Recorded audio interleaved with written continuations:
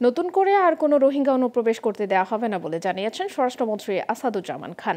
শুক্রবার সকালে কক্সবাজারের উখিয়ার রোহিঙ্গা ক্যাম্প পরিদর্শন শেষে এসব কথা বলেন তিনি। স্বরাষ্ট্রমন্ত্রী আরও বলেন, রোহিঙ্গা ক্যাম্পে কোনো গ্রুপকে আধিপত্য বিস্তার করতে দেওয়া হবে না।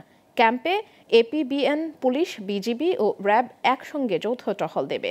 এছাড়া ক্যাম্পকে নিরাপদ করে রক্তপাত বন্ধে কাজ চলছে বলেও জানান মন্ত্রী। ক্যাম্প পরিদর্শনকালে আইজিপি চৌধুরী আবদুল্লাহ আল মামুন, অতিরিক্ত মহাপরিদর্শক আনোয়ার হোসেন, চট্টগ্রাম রেঞ্জের ডিআইজি নূরে আলম মিনা উপস্থিত ছিলেন। স্বরাষ্ট্রমন্ত্রী বলেন, মাদক কারবারি সহ সব সন্ত্রাসীকে কড়া নজরদারিতে রাখা হয়েছে। আমাদের দেশ কোনো ড্রাগ তৈরি করে না, কিন্তু সেখান থেকে ড্রাগ আসতো এবং এই ক্যাম্পের কিছু সংখ্যক লোকের সঙ্গে জড়িত হয়ে গিয়েছে। আমরা তাদেরকে চিহ্নিত করার চেষ্টা করছি। আর যারা এই রকম অস্ত্র নিয়ে ক্যাম্পে আনাগোনা করে কিংবা রক্তক্ষরণ হয়েছে, আপনারা 2-4টা দেখেছেন, তাদেরকে চিহ্নিত করা হলো আমাদের মূল কাজ এবং তাদেরকে আইন অনুযায়ী তাদের ব্যবস্থা নেওয়া।